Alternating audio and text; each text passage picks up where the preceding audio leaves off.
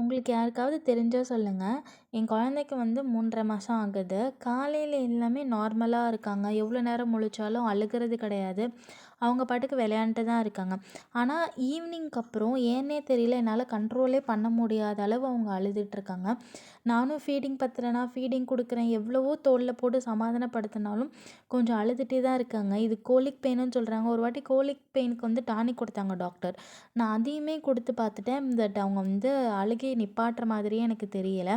அது மட்டும் யாருக்காவது தெரிஞ்சா எனக்கு கொஞ்சம் சஜஷன் சொல்லுங்க. நீங்க ஏதாவது ஐடியாஸ் ஏதாவது ஃபாலோ பண்ணியிருக்கீங்களா அதுக்குன்னுட்டு? நான் நைட்டு தூங்குறப்ப பக்காவா பிளான் பண்ணியிருந்தேன். காலைல 4 மணிக்கு எந்திரிக்கிறோம், துணி துவைக்கிறோம், சமைக்கிறோம் அப்படின்னு சொல்லிட்டு. கடைசியில பார்த்தா நான் எந்திரிச்சது 6 மணிக்கு. ஹஸ்பண்ட் கிட்ட சொன்னேன்.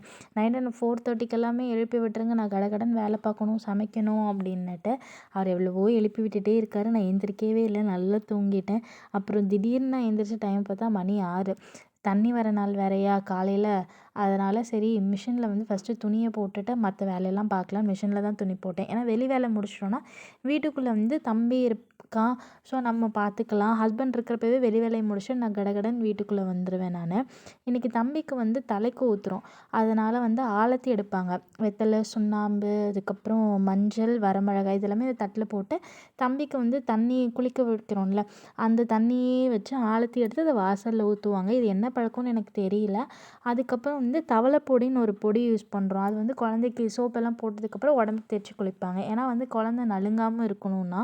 இதுவும் என்ன கான்செப்ட்டுன்னு எனக்கு தெரியல. எனக்கு எங்கள் அம்மா அது எதுவுமே பண்ணலை. பட் என் மாமியார் வீட்டு சைடு இது எல்லாமே குழந்தைக்கு வந்து ஃபாலோ பண்ணுறாங்க. ஃபஸ்ட்டு நான் சாப்பிட்றதுக்கு முன்னாடி குழந்தைக்கு என்னென்ன வேணுமோ எல்லாமே நான் எடுத்து வச்சதுக்கப்புறம் தான் நான் சாப்பிடுவேன். அவனுக்கு வந்து அந்த க்ரீம், லோஷன்லேருந்து எல்லாமே டேபிளில் வச்சுட்டு, அவனை குளிப்பாட்டி முடிச்சுட்டு, அவனை தூங்க வச்சதுக்கப்புறம் தான் நான் வந்து சாப்பிடுவேன்.